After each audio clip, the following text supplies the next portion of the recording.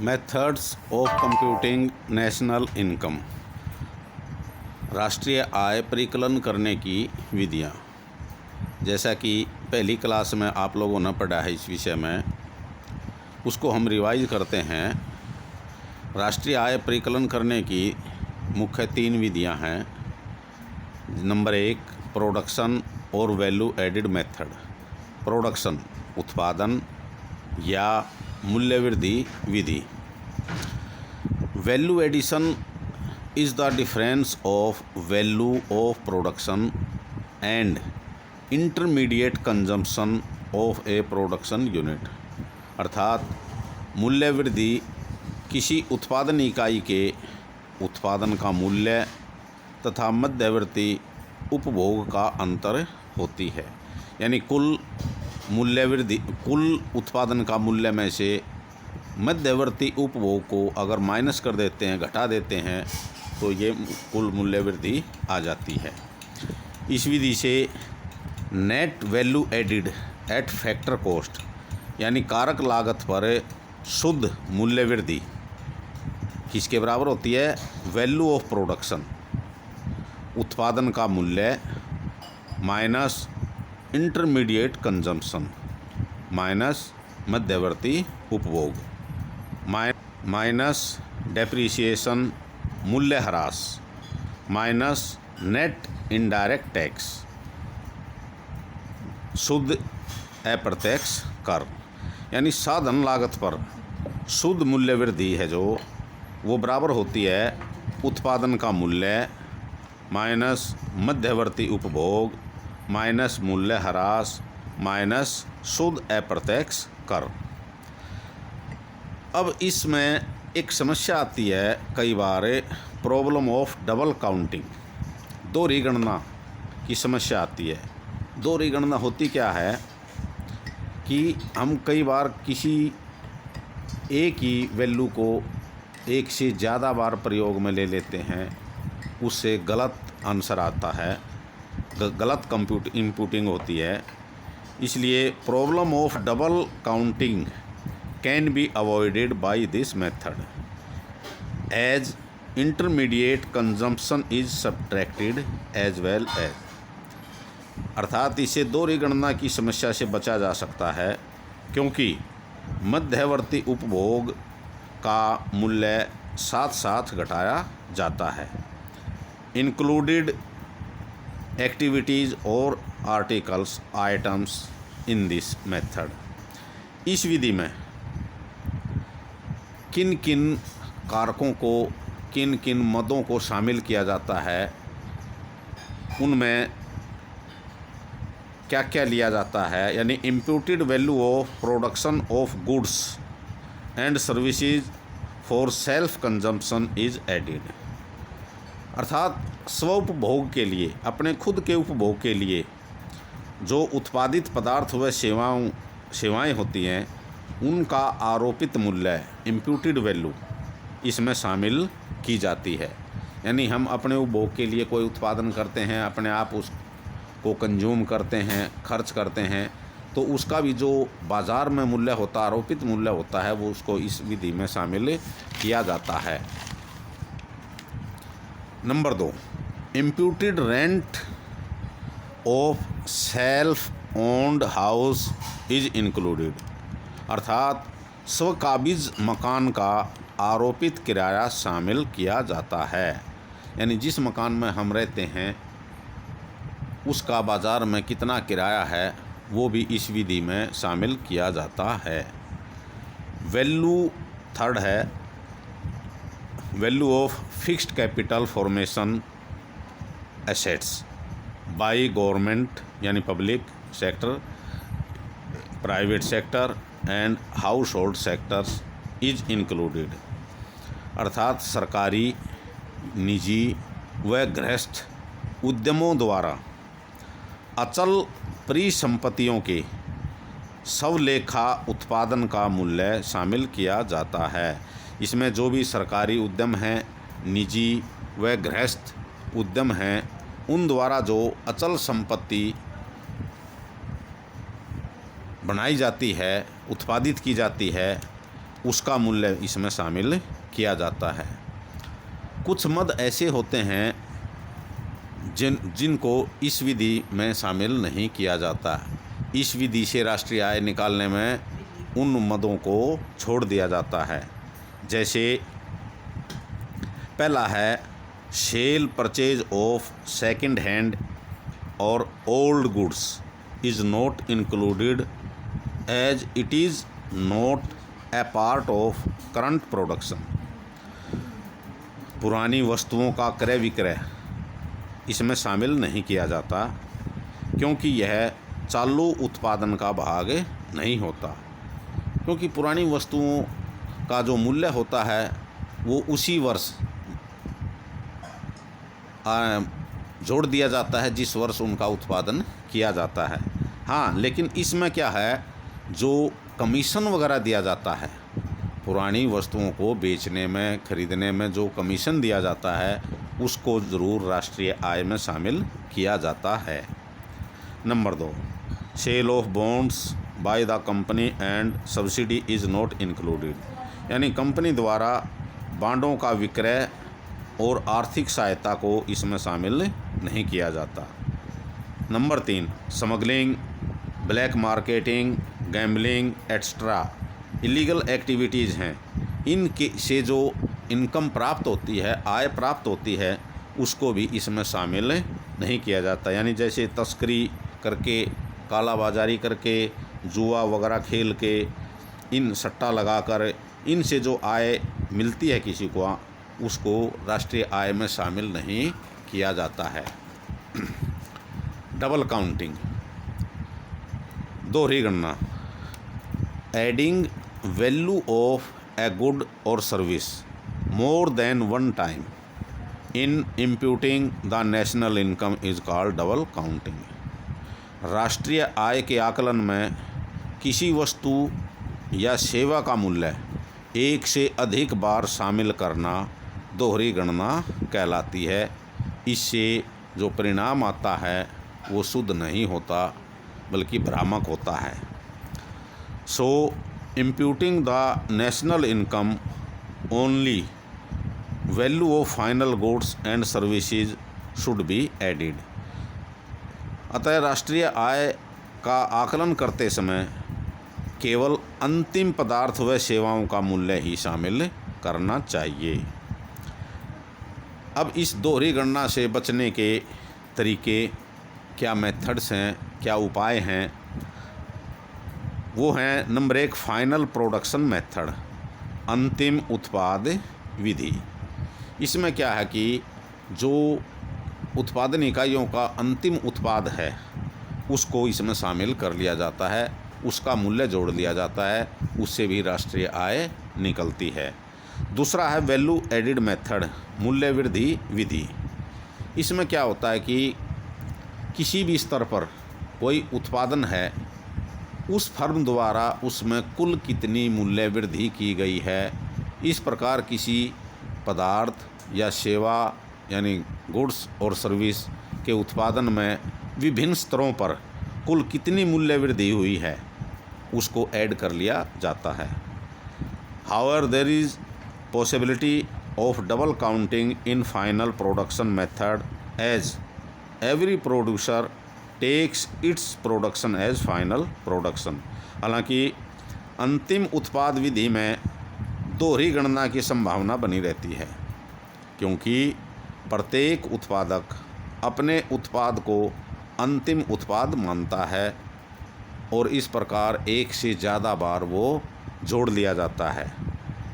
इस त्रुटि से बचने के लिए मूल्य वृद्धि विधि है जो वो श्रेष्ठ है, उत्तम है, अच्छी है, क्योंकि इसमें केवल हर स्तर पर मूल्य वृद्धि को ही जोड़ा जाता है। वैल्यू एडिड मूल्य वृद्धि क्या होती है? Value of production minus intermediate consumption. उत्पाद का मूल्य, उसमें से मध्यवर्ती उपभोग अगर माइनस कर देते हैं तो वैल्यू एडिड यानी मूल्य वृद्धि आ जाती है। अब इनसे संबंधित कुछ न्यूमेरिकल हम करते हैं, उसे हमें समझ में आ जाएगा कि इसको कैसे इम्प्यूट किया जाता है, कैसे निकाला जाता है।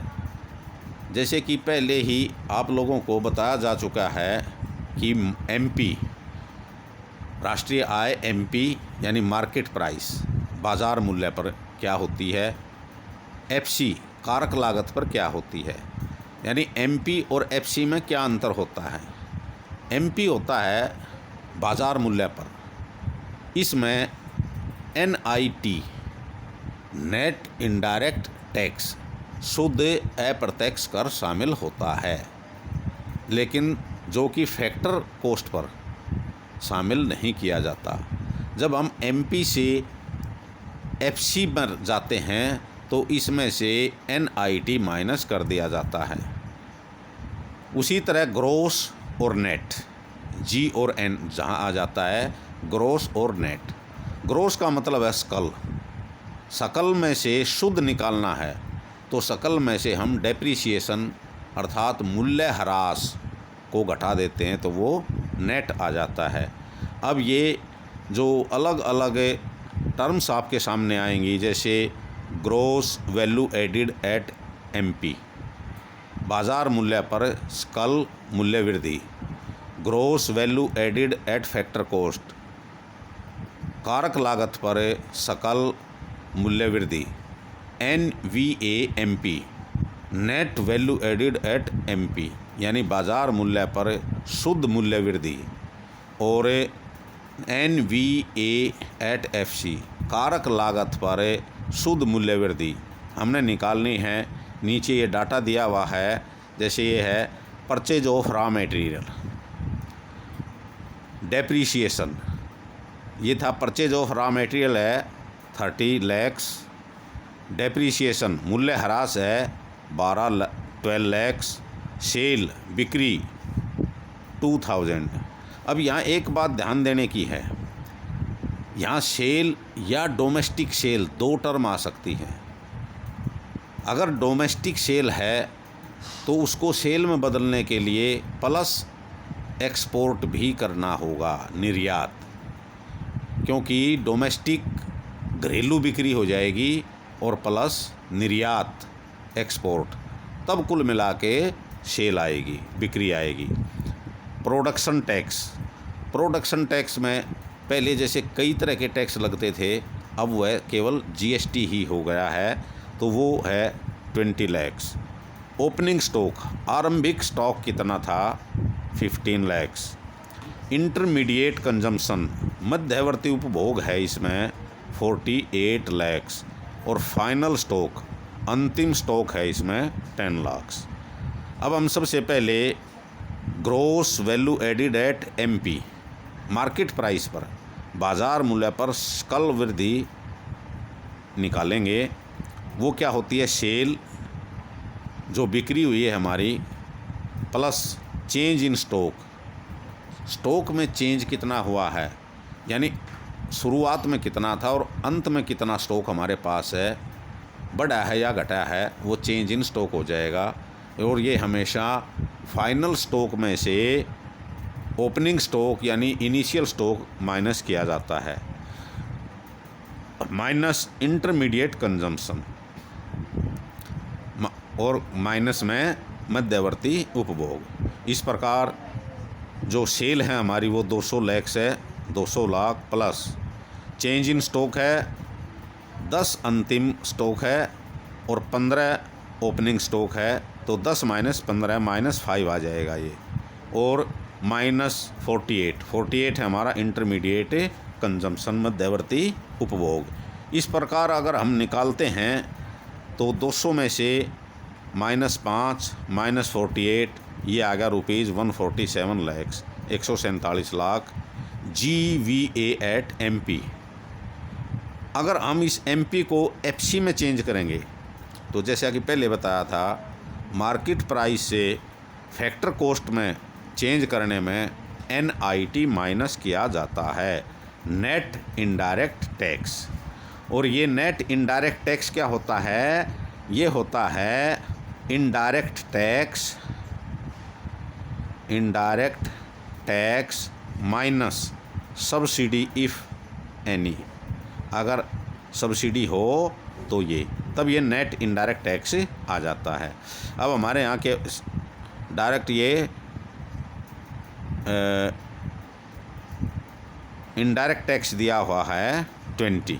प्रोडक्शन टैक्स का मतलब ही इनडायरेक्ट टैक्स है, क्योंकि यहाँ सब्सिडी नहीं है तो इसलिए उसको घटाने की ज़रूरत नहीं है, सीधा -20।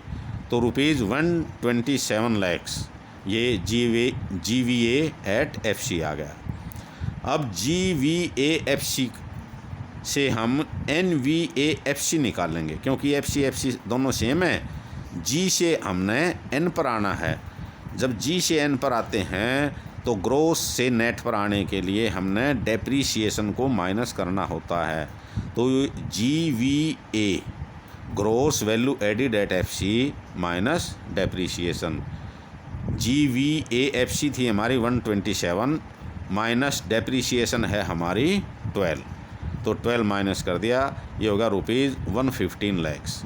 NVAFC आ गया। और NVA एट MP बाज़ार मूल्य पर अगर हमने इसको निकालना है तो NVAFC प्लस NIT, वही टैक्स FC MP से FC पर, FC से MP पर। अगर MP से FC पर जाएंगे तो NIT माइनस हो जाएगा, और FC से MP पर जाएंगे तो NIT प्लस हो जाएगा। NAVFC 115 था प्लस NIT 20 है, ₹135 लाख से ये NVAMP शुद्ध मूल्य वृद्धि बाज़ार मूल्य पर हमारी होगी ₹135 लाख। जो चीज़ समझ में नहीं आए आप उसको व्हाट्सएप पर पूछ सकते हैं, स्कूल में आकर भी आप कंसल्ट कर सकते हैं। फिर एक और दूसरा क्वेश्चन हम लेते हैं इसी तरह से, क्योंकि अभ्यास से आपको 2-4 क्वेश्चन करेंगे तो समझ में आ जाएगा। Calculate GVAMP, GVAFC, NVAMP and NVAFC from given data. जो डाटा दिया हुआ है उससे आपने निकालना है। क्या दिया हुआ है? Consumption of fixed capital. Consumption of fixed capital इसका मतलब है अचल संपत्ति का उपभोग। अचल संपत्ति का उपभोग का मतलब होता है डेप्रीशिएशन, मूल्यह्रास। यानी जो हमारी अचल संपत्ति थी उसको हमने खर्च कर दिया, कीमत कम होगी, उसका अर्थ है मूल्यह्रास। ये डेप्रीशिएशन इसको समझना है। Sale 100 rupees in crore, 100 crore. अब यहाँ जब अकेला सेल आ जाता है तो इसका मतलब है डोमेस्टिक सेल प्लस एक्सपोर्ट। अगर इस पर एक्सपोर्ट अलग से दिया हुआ होता तो हमने उसको एक्सपोर्ट को जोड़ना नहीं है। इसमें अकेली सेल है तो वो सब इंक्लूडेड है उसमें। उसके बाद है subsidy 2 crore, final stock 10 crore, stock of raw material कच्ची सामग्री का जो स्टॉक है वो है 50 करोड़ का, ओपनिंग स्टॉक 15 करोड़ का, इनडायरेक्ट टैक्स 10 करोड़ का।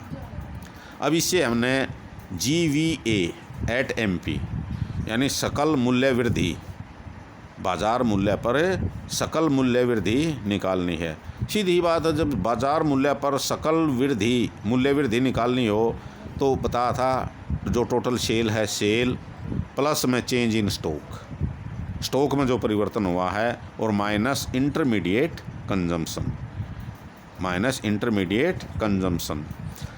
सेल है हमारी 100 crore plus change in stock means final stock minus opening stock. Final stock हमारा 10, ओपनिंग स्टॉक है 15, 10 माइनस 15 माइनस इंटरमीडिएट कंजम्पशन। अब यहाँ कहेंगे इंटरमीडिएट कंजम्पशन तो कहीं लिखा हुआ नहीं है, और इंटरमीडिएट कंजम्पशन का मतलब है स्टॉक ऑफ रॉ मटेरियल, यानी कच्चे माल का जो स्टॉक है वो इंटरमीडिएट कंजम्पशन ही है। हमने इन्हीं शब्दों को समझना है आपस में। यानी इंटरमीडिएट कंजम्पशन मध्यवर्ती उपभोग का मतलब है कच्चा माल खरीदने पर जो खर्च हुआ है, कच्चे माल का जो स्टॉक है उस पर कितना खर्च हुआ है, वो मध्यवर्ती उपभोग ही है। यह है 50। तो इस प्रकार ये आ जाएगा 100 plus 10 minus 50 minus 50 10 minus 15 sorry, तो ये आ गया ₹45 crore. Stock of raw material means intermediate consumption, मैंने इसको ये लिख भी दिया है ताकि आगे याद रहे। उसके बाद GVAMP हमने निकाल लिया 45 करोड़। MP से जब FC पर जाएंगे तो वही बात है कि इसमें से NIT माइनस कर देंगे, तो NIT GVA at MP minus NIT है हमारा 10 और सब्सिडी है 2, सॉरी इनडायरेक्ट टैक्स है IT है हमारा 10 और सब्सिडी है 2, तो NIT हो जाएगा 10 माइनस 2, तो 45 GVA at MP minus NIT 8, 45 minus 8 होगा ₹37 करोड़। अब इससे अगर हमने NVAFC निकालना है तो NVAFC FC वही है, G से N पर आना है, G से N पर आने का मतलब है डेप्रीशिएशन माइनस कर देंगे, तो GVAFC माइनस डेप्रीशिएशन क्या है, यहाँ कंजम्पशन ऑफ फिक्स्ड कैपिटल बताया था आप लोगों को, वही डेप्रीशिएशन है। 37 माइनस 5 दैट इज़ 32 करोड़। और आगे इसे NVAFC से हमने NVAMP पर जाना है, यानी FC से MP पर जाना, बाकी वही टर्म है, तो FC से MP पर जाएंगे तो NIT ऐड कर देंगे उसमें, तो NVAFC plus NIT 32 plus 10 minus 2 8 ₹40 crore. ये 2 क्वेश्चन आप लोगों को दिए हैं, करवाए हैं, समझ में आ गए होंगे। अब आपको अभ्यास के लिए क्वेश्चन दिए जाएंगे जिनको आपने करना है, रिकॉर्ड रखना है, व्हाट्सएप पर दिखाना भी है कि किसका क्या आंसर आया है, सभी के चेक होंगे बाई रोल नंबर, उनका रिकॉर्ड रखना है। आगे जो प्रोजेक्ट होगा उसमें उसी के हिसाब से मार्क्स आप लोगों को मिलेंगे, ये ध्यान रखना है। अगला क्वेश्चन है calculate GVAMP, GVAFC, GVAMP, NVAMP and NVAFC from given data. जो ये गिवन डाटा दिया हुआ है ये मैं भेज रहा हूँ, इससे आपने क्वेश्चन निकालने हैं। ये 3 क्वेश्चन आपको अभ्यास के लिए दिए हैं, इनको सोल्व करना है।